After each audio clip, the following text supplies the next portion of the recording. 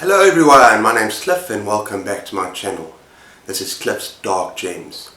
Today I'm going to be counting 20 of my high priority TBR for 2024. Stay tuned.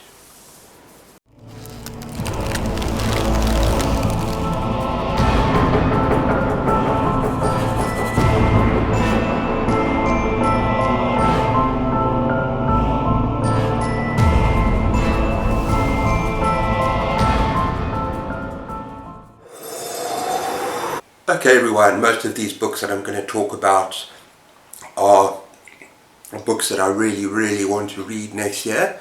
Most of them are full-length novels. As you know, I'm doing the challenge of reading 100 books that you own before you buy anything else. And I'm going to be reading a hell of a lot of novellas that I'm not going to include in this list. So some of these books are recommendations from booktube. Some of them are books that it's kind of wishful thinking that I'll get my hands on, and some of them are really books that have been on my bookshelf for a long time, gathering dust, and I need to get to them next year. Oh, and everyone, sorry if I sound a little bit hoarse, and I have had a little bit of flu this week, and it's stinking hot here in southern Africa, and so yeah, let's just go with it.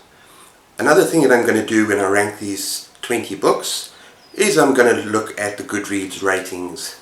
So for instance, number 20 is going to be the lowest rating, moving up to the highest rating at number 1. So let's get started, shall we? Okay, I want to shoot off these 20 quite quickly because I don't want this to be too long. So in 20th position we have the Southern Book Club's Guide to Slaying Vampires by Grady Hendrix.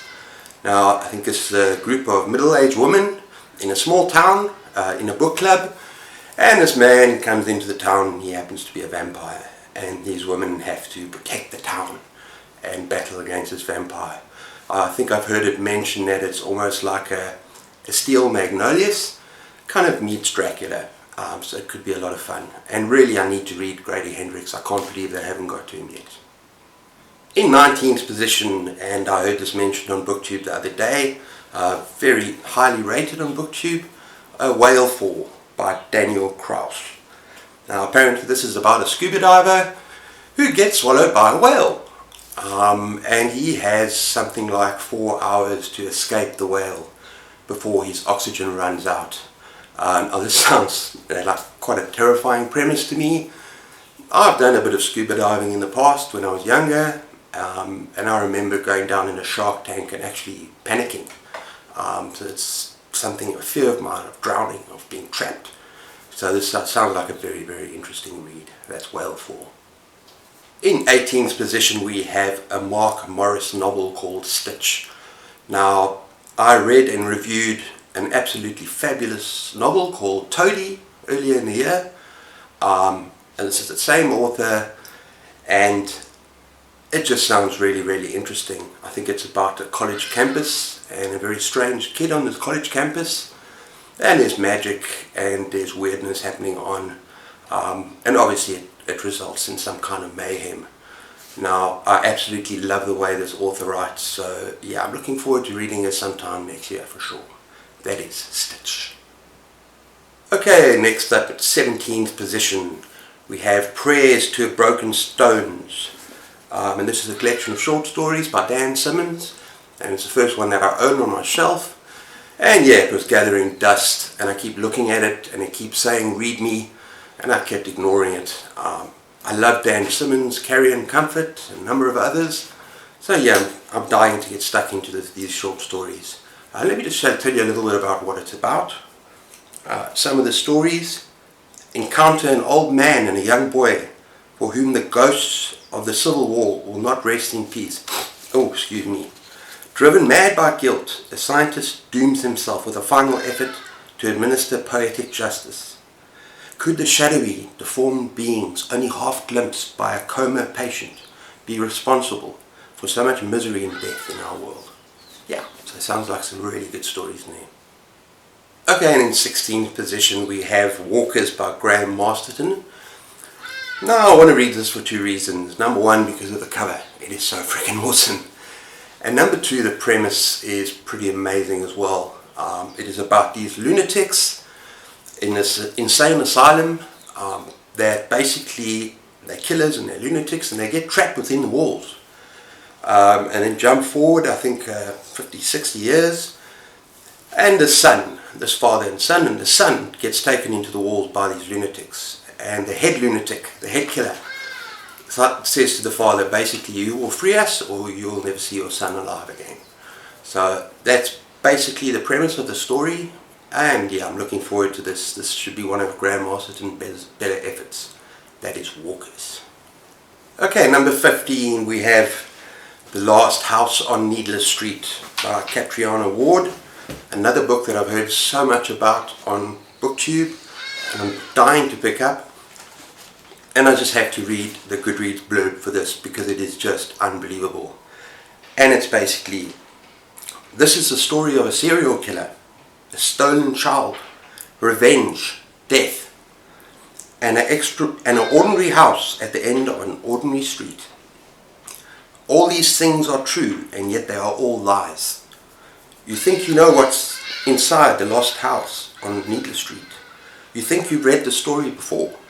That's where you're wrong. In the dark forest at the end of Needless Street lies something buried, but it's not what you think. And I've heard so many things about the story. I know that it's got mixed reviews. Some people didn't gel with it, but it just sounds like such an awesome, almost an unpredictable horror novel. And I haven't read any of Catriona Ward's work yet, and I think this is a good place to start. Yeah. Okay, and another more like a vintage horror novel. As you can see, I'm kind of mixing a lot of like newer titles with older titles. Now this is one I've been on the lookout for a long time, and that is The Mailman by Bentley Little. In fact, there's a couple of Bentley Little novels that I've been looking for, but The Mailman sounds really interesting. Yeah, it's a small town setting, and this mailman comes into town who's apparently the embodiment of evil, and he sets things rolling and things change from this normal happenings in this town just to chaos and nightmare and horror. So this is one I've been wanting to read for a while, so yeah, that's The Mailman. Okay, in 13th position we have Lost Souls by Poppy Z. Bright. Another book that's been sitting on my shelf for way too long. I read a collection of short stories that were pretty awesome. Okay, maybe a mixed bag, but I've heard good things about this particular novel. Yeah, and she's very gothic, very dark, deliciously dark and sexual and depraved and twisted. I know this is set in New Orleans and it's about 3 vampires, I think. And it's kind of crazy with an orgy of blood and violence and sex. So yeah, it should be fun to look out for this book and read this book. Okay, next up we have The Fireman by Joe Hill. Joe Hill being one of my favourite authors. Read 3 books by him and absolutely fantastic. But nothing can touch Nosferatu at the moment. But yeah, The Fireman is about, I think, what was it, a worldwide pandemic of spontaneous combustion. How original is that idea? That's freaking amazing. And the world is saved by this guy who is called the Fireman. So he basically comes in to save the day. So it sounds very interesting. That is The Fireman by Joe Hill. In 11th place we have Endless Night by Richard Laymon. Now I'm starting to really enjoy this author, as twisted and pervy as he is, and he not for everyone, that's for sure. But this particular novel, I hear from other booktubers that it is his most terrifying. And it sounds a little bit like Off Season by Jack Ketchum to me, where it's a tale of murder and survival and these crazed killers that massacre people, and yeah, a sort of survival of this woman. I'm not sure about all the details of the plot, but it's one that I want to pick up more than others. I have got a couple of other Richard Laymon in my library, but this is one that I'd really like to get hold of for next year. That's Endless Night. In 10th place we got The Fisherman by John Langan. Also heard great stuff about this book. Not too sure what it's all about, but I do hear that it's very Lovecraftian. It's very kind of fits into the weird fiction thing, and it kind of really goes off the things that I've heard. And it's about these two widowers, I think, these two lonely widowers who go fishing in this one particular spot, and they uncover the secret, and yeah, things go very weird, very Lovecraftian. So I've heard good things, and I'm looking forward to The Fisherman. In ninth position is Storm of the Century by Stephen King. Now I know this is seriously wishful thinking, but I would love to get my hands on the screenplay. This is not a novel.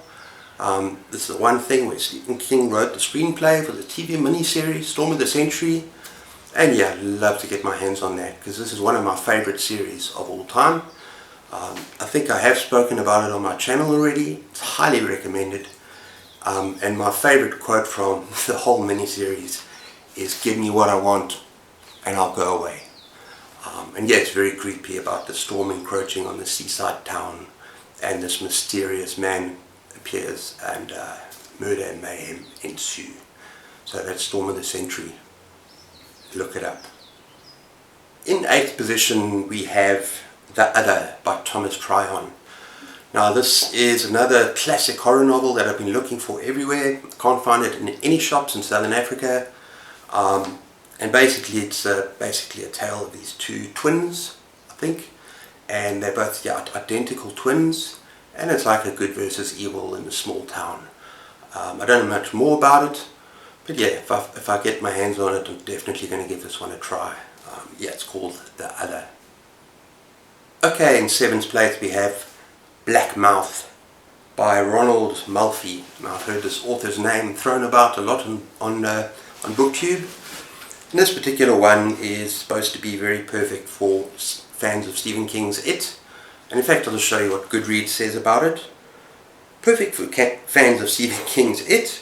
A group of friends return to their hometown to confront a nightmare they first stumbled on as teenagers in this mesmerizing odyssey of terror. So yeah, they're just like It, teenagers, they experience this terror, and they grow up and they have to go back and confront this evil. So it sounds awesome, and I love the cover as well. In sixth place we have December by Phil Rickman. Excuse me. And it's been begging to be read for so many years. I think this is one of the novels that I've had probably for the longest. It's travelled with me when I've moved house, and it just looks awesome, and I never picked it up. I think I'm a little bit intimidated by its size because I don't know the author too well, but I looked up a little bit about it and it sounds very interesting. At first I thought it was like almost a coming of age story, where it's a group of people, and they turn out to be musicians, and they go to this ancient place, this band, where they tap into this evil, for their band, and things happen, and they have to return later on to confront what happens. Yeah, it sounds really, really interesting, something quite original. So I want to read it next year. That is December. In fifth position we have Robert McCammon's The Wolf's Hour. Now, Robert McCammon is an automatic buy for me. No matter what I find by him, I'm going to buy. He's one of my favourite authors now. But The Wolf's Hour has got such a fun premise, such an awesome premise, that this is one I really want to get my hands on. And it's about basically a one-man army, a werewolf in World War II, who goes behind enemy lines, takes on the Nazis sort of by himself. That just sounds like a lot of fun. I'm sure there is a much deeper story in there because it's Robert McCammon, but I just love that premise. It's just so much fun. So out of all of these novels that I want to read still next year, I think this is the one I really want to find and get my hands on. That's Wolf's Hour. Okay, next up we have The Barton by J.R. Lansdale. Now, this is probably one of his most unique works. It's also one of his most acclaimed works, if not what everyone actually talks about in terms of his writing ability, and it's very different to a lot of his other novels. I think it's much more serious in nature. I think it's set during I think it's the 1930s, during the American Depression, and there's a lot of racial tension in this novel, and it deals with that, and it deals with a very uncomfortable topic. I think it might be a very uncomfortable read for me, but this is pretty much his most highly acclaimed novel. So I'm definitely going to give it a go. It could be a very important read as well. That is The Bottoms by J.R. Lansdale. Okay, so we're coming to my top 3 novels that I want to read next year. That in terms of ratings on Goodreads, these are the highest ratings. And number 3 is Johnny Got His Gun by Dalton Trumbo. Now, this is apparently an absolutely terrifying, horrifying novel, a very anti-war novel that got the author in some trouble. But I just want to read quickly what Goodreads says. This is a novel that never takes the easy way out. It is shocking, violent, terrifying, horrible, uncompromising, brutal, remorseless, and gruesome. But so is war. And now if you want to actually learn about what the premise of this novel is about, do yourselves a favor, even if you don't listen to metal. Listen to the song One by Metallica, and that tells you what this novel is all about. Very powerful stuff. Okay, another booktube recommendation of an author that I've heard many times. This is Boys in the Valley by Philip Fracassi. I'm not sure if this is his best novel. Let me know in the comments below if there's something better to start with. Apparently it's set in an orphanage, and what happens is there's this visit to the orphanage, and it sets this sort of this evil, this terror is unleashed. It's almost like a germ or virus that goes around the people in the orphanage. Yeah, I don't know if it's his best. It's a coming of age. But let me know in the comments if there's a better novel to maybe start with. There's another one that I can't remember, but it didn't have the best reviews or the ratings. But I think that this might be a really, really good novel. It sounds really interesting. Okay, and finally in first position we have the Blackwater Saga by Michael McDowell. Now, I could get this on Kindle, but it's very, very expensive because it's in 6 different parts. I'd love to find an actual proper copy, but yeah, if I can't, I'm going to buy it on Kindle anyway, because I love Michael McDowell and I love the way he writes, Southern Gothic, and the 3 books I've read by him are absolutely exceptional, that being The Amulet, The Elementals, and Cold Moon Over Babylon. So I'm really excited to get to this. I think it's about a family in Alabama, and it's over a course of about 50 years. And yes, it just sounds fascinating. So I'm really, really looking forward to reading his saga. And even if I can just get my hands on part 1 and part 2 to start with, and just get going with that. Because this is apparently his premier work. This is what he's known for, the Blackwater Saga. Yeah. Okay everyone, so that's my 20 books that I want to read in 2024. Sorry if I came a bit rough. It's a change of season here, and that sort of normally results in a bit of coughing and cold and flu. I'm sure you know all about that. But anyway, I hope you enjoyed that. Please comment in the spaces down below if you've read any of those books. What would you prioritize? What do you think I should look out for? I know that I'm doing this 100 books before you buy any new books, this challenge, read what you own. So if I'm going to buy 1 or 2 of these books on Kindle, what do you recommend I should go for? But I hope you'd enjoyed that. Please be sure to like and subscribe, and take care of yourselves. Keep those pages turning, and cheers.